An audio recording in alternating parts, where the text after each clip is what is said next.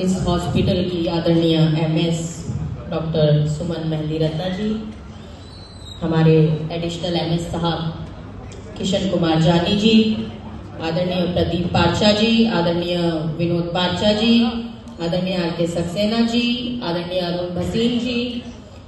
मेरे पिता तुल्य आदरणीय पंकज बाबू शर्मा जी, यहाँ उपस्थित सभी, जैसा कि बताया आदरणीय सुमन जी ने, उनके परिवार के सभी सदस्य जो हॉस्पिटल के लिए दिन रात एक करके आप लोग मेहनत करने का काम करते हैं। मैं सर्वप्रथम तो आप सभी माताओं को,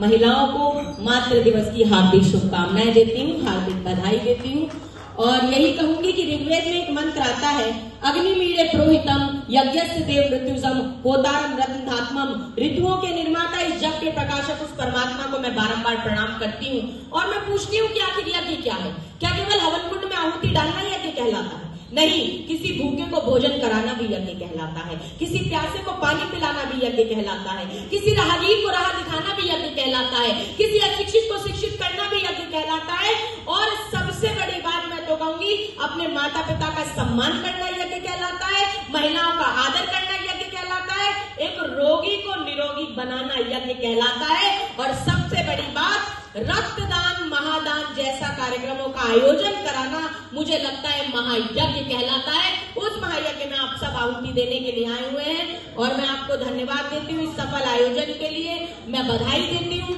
और मैं कहूंगी मैंने 2.5 साल की उम्र से बोलना शुरू किया था और 2.5 वर्ष की उम्र से लेकर आज तक मुझे आध्यात्मिक प्रवचन, राजनीतिक मंचों से बोलते हुए, सामाजिक कार्य करते हुए आज मुझे 27 साल से ज्यादा हो गए हैं और इस वक्त मैं कांग्रेस की राष्ट्रीय प्रवक्ता हूँ। राष्ट्रीय प्रवक्ता के नाते रोज टेलीविजन पर डिबेट करने जाती हूँ, परंतु जब आदरणीय अरुण भसीन जी ने मुझे आमंत्रण दिया तो उन्होंने कहा कि कोई दलगत यहाँ राजनीति नहीं है क्योंकि ये तो मानवता का कार्य है, तो यहाँ राष्ट्रीय प्रवक्ता के नाते नहीं आई हूँ, यहाँ तो एक इंसान और मानव के नाते यहाँ पर मैं आई हूँ और मैं यही कहूंगी कि परहित से बढ़कर कोई धर्म नहीं होता। रामचरितमानस में कहा गया है, परहित सरिस धर्म नहीं भाई, अर्थात परहित से बढ़कर कोई धर्म नहीं है, तो दूसरे की सेवा करने से बढ़कर कोई धर्म नहीं है। और अभी आदरणीय सुमन जी बता रही थी कि ब्लड की कमी हो जाती है, मेरे पिताजी खुद कैंसर सर्वाइवर हैं और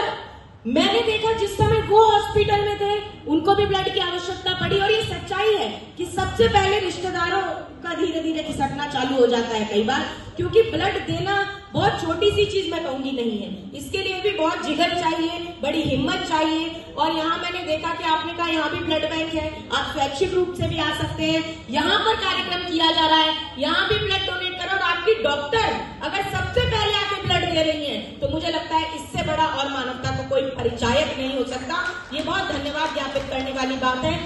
मैं यही कहूंगी कि रक्तदान है, महादान है और स्वस्थ शरीर ही मन की सुंदरता का आईना है। आपका शरीर स्वस्थ रहेगा तो आप अच्छे दिखेंगे, हर चीज में मन लगता है और मैं धन्यवाद करूंगी जितनी यहाँ नर्सिंग ऑफिसर और नर्सेज यहाँ बैठी हुई है, डॉक्टर्स महोदय बैठी है,